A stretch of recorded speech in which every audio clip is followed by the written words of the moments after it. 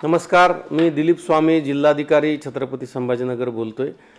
छत्रपती संभाजीनगर शहर व जिल्ह्यामध्ये काल परवा पेट्रोल पंपावर खूप मोठ्या वाहनाच्या रांगा लागल्या होत्या आणि पेट्रोल आणि डिझेलचा तुटवडा आहे, टंचाई आहे असं चित्र निर्माण केलेलं होतं। आज मी सर्व कंपन्यांच्या प्रमुख अधिकाऱ्यांशी चर्चा केली। त्यानंतर असं लक्षात आलं की डिझेल आणि पेट्रोलच्या साठ्यामध्ये कुठेही कमी झालेला नाही आहे। येणारा फ्लो हा कंटिन्यू चालू आहे, कुठेही टंचाई नाही आहे। फक्त अफवा पसरवल्यामुळे लोकांनी पेट्रोल पंपावर गर्दी केली आणि अव्वाच्या सव्वा पेट्रोल भरून डिझेल भरून घेतल्यामुळे पेट्रोल पंपावरचा साठा संपलेला आहे। माझी समस्त नागरिकांना नम्र विनंती आहे की आपण पॅनिक होऊ नका, अफवावर विश्वास ठेवू नका।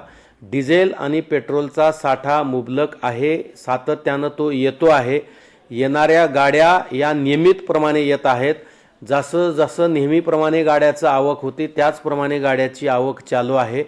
परंतु मोठ्या प्रमाणामध्ये लोकांनी गर्दी करून जास्तीचं पेट्रोल आणि डिझेल घेतल्यामुळे टंचाई सदृश परिस्थिती निर्माण होती आहे। तरी माझी नागरिकांना विनंती आहे, अफवावर विश्वास ठेवू नका। डिझेल आणि पेट्रोलची कुठलीही टंचाई नाही आहे, टंचाई होणार सुद्धा नाही आहे। कुठलेही भाव वाढण्याची चिन्ह नाही आहेत, लक्षणं नाही आहेत। परंतु काही लोकांनी जाणीवपूर्वक अफवा पसरवून लोकांना पॅनिक केलेला आहे। अशा लोकांचा आम्ही शोध घेतो आहोत ज्यांनी अफवा पसरवलेला आहे ते, आणि जे कोणी अफवा पसरवतील आणि लोकांना पॅनिक करतील त्यांच्यावर कायदेशीर कडक कारवाई केली जाणार आहे।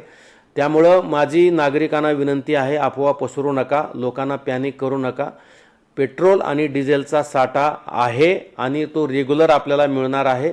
जसा आपण पूर्वी खरेदी करत होतात नियमितपणे आवश्यकतेप्रमाणे त्याचप्रमाणे खरेदी करा, जास्तीचा साठा करून ठेवू नका।